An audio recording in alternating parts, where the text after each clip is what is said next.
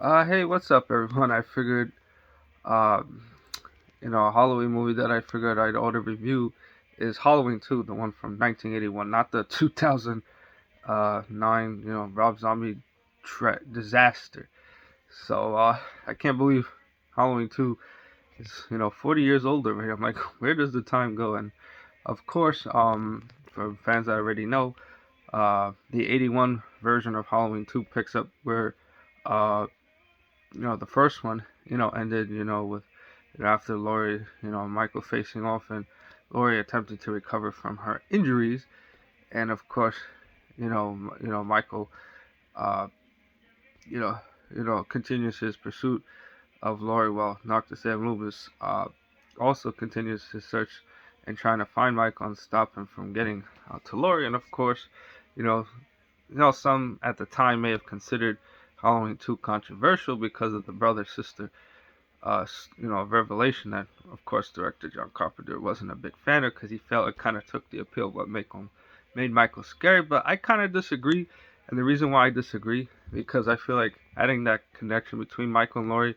kind of makes it more terrifying, whereas compared to just a random stranger, because you know it kind of feels like without that bond, it's like Laurie's just an ordinary target and not someone you know his lineage, I guess, if that makes any sense. And of course, it has like the wonderful, chase scenes and fast pace and things like that. I mean, I will admit the downside to it, of course, that Laurie's character is kind of underutilized, in this film, which to an extent is understandable considering that the character was injured and all. So that's that. So um, I will say for a film that's been made, I mean, released after 40 years, it's a lot better than I thought it would be, even though initially the second one wasn't initially considered one of my favorites, but it's like one of those movies that kind of grows on you with time. Sometimes the more you see it, you know, the more you get to like it. And some films, no matter how many times you see it, you don't like it at all. So that's that. But I will say it has like the Halloween 2 sequel has a good atmosphere, especially when it transitions from the house to the hospital. And of course, it's dark, moody. The music has a different feel to it, and of course, the shape is just as terrifying as ever.